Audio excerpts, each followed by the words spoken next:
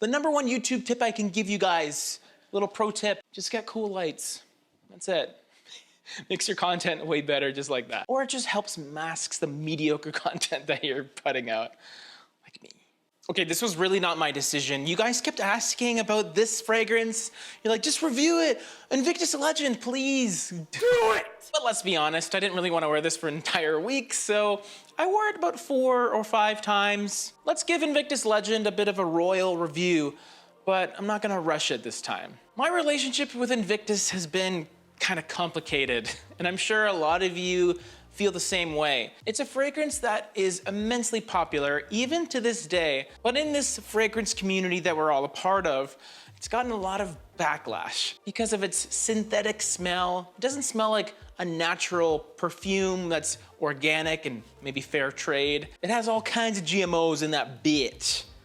I don't know what GMOs are. It's one of those colognes that you spray on and you kind of like at first, and then eventually you're like, okay, guess this is not killing me.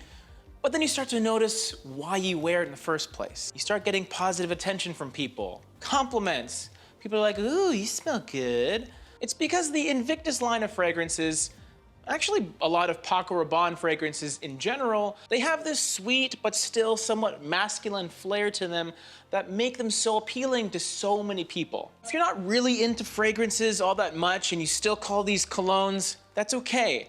And for those of you who aren't exactly an expert on the matter, you may recognize this bottle. You probably saw it at your local drugstore or department store. Or if you were a tremendous athlete like myself, then you have a ton of these trophies just lying around. I don't. But this is not Invictus. It's a flanker of the original fragrance, which means it's a variation of it. While it has some similar characteristics smell-wise, it's a bit different. And the differences are what makes this fragrance quite compelling. But before I get knee-deep into this fragrance chat, I feel a bit of a relocation, or a relocation, is in order. Of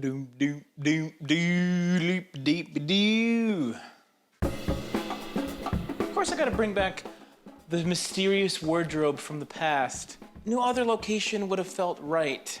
Invictus in Latin actually means invincible, so this is called Invincible Legend. Wow. Technically, this fragrance is classified as a woody aromatic, but I tend to interpret it more as an aquatic aromatic, aquamatic. The aromatic genre of fragrances tend to have characteristics that are green in nature while still being fairly fresh.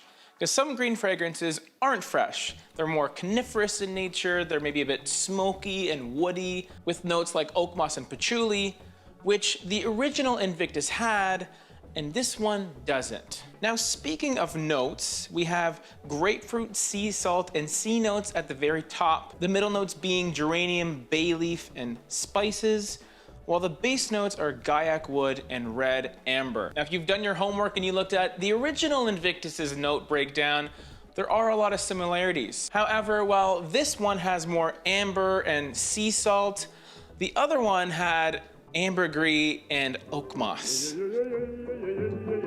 Paco Rabanne fragrances in general tend to have this archetype of being bubblegum sweet. They tend to maintain their masculine edge while still being playful, fun, and flirty. Although it does have all of those things, I really feel it does have that extra aromatic edge with its use of bay leaf. A bit of an herbal quality which does elevate it a little bit. Personally, I have noticed an influx of fresh green men's fragrances, not only evident in this one, but also the new Alien Man fragrances, both the original and fusion. Not unlike the fragrance industry, you kind of borrow from people that are doing other kind of interesting, cool things until it becomes pretty boring, repetitive, and monotonous. Well, why don't we start with my first impression, my very first time smelling this fragrance back in a previous video.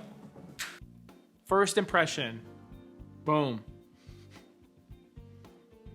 Okay.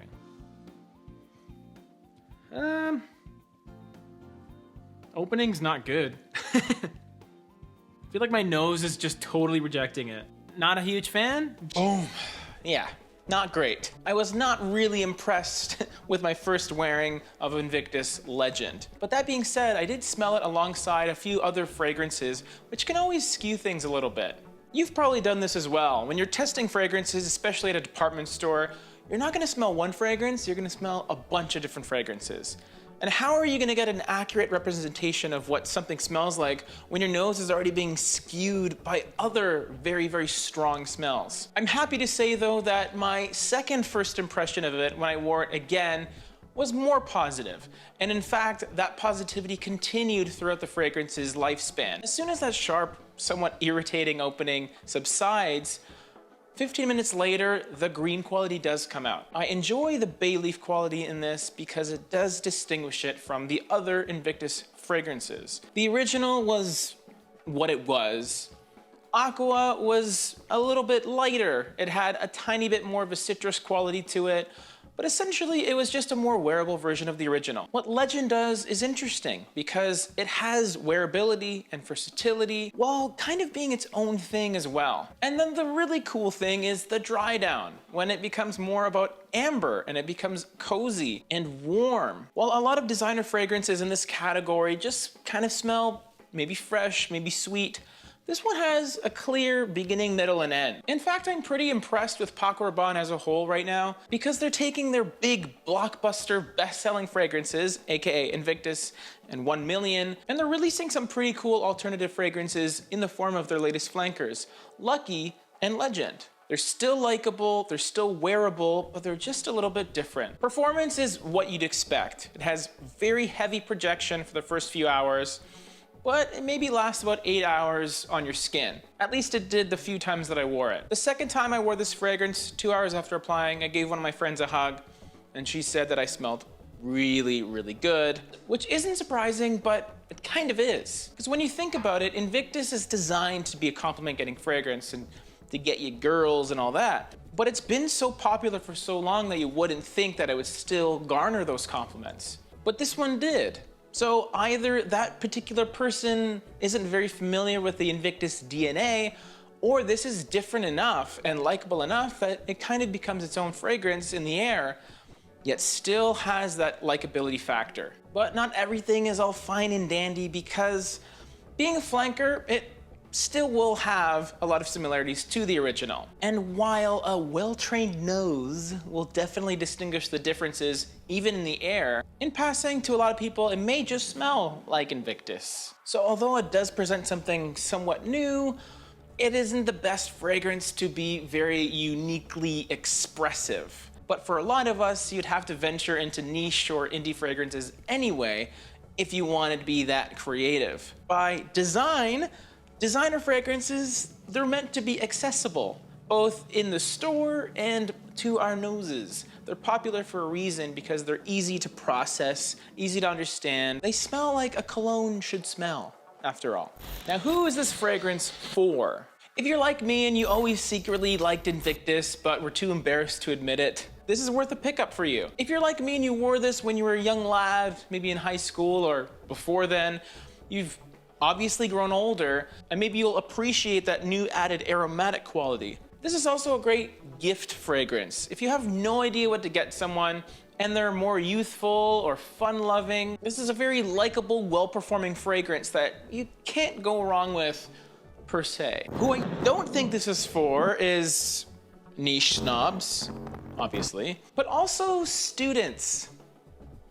I know, it sounds kind of crazy, but this is not a fragrance you want to wear in the office or class because it is quite obnoxious. It does perform pretty strong, and if you apply this and walk out the door and you have your, I don't know, 9 a.m. class, you might have to go to the principal's office, little boy, because you're gonna stink. Maybe in your little fantasy world, you walk in with like 14 sprays of this, and then all the girls in the class are like, whoa, I wanna kiss you.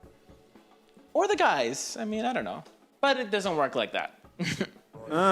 But clearly this gets a gold star for a going out fragrance. Very good choice as a fun night out fragrance because of the compliment factor and the performance and just that little tiny bit of something different. It all factors in. So Invictus Legend is not a dud, in my opinion. I think it's a great release. I think it's a fantastic alternative to Invictus Aqua because they do share that light wearable quality. As a fresh fragrance specifically, I still think Invictus Aqua is a little bit more fun to wear, but if I only had to pick one Invictus fragrance, I might go with this one. Fun, yet masculine, fresh, yet kind of beast mode. It has a lot of good things going for it. Question of the day is, what is your favorite fragrance in the Invictus line? And you can say the original if you want to, don't be shy. I will protect you from the little trolls if they make fun of you. Thanks for watching, Royal Fam. До свидания. That was a cool walk-off moment.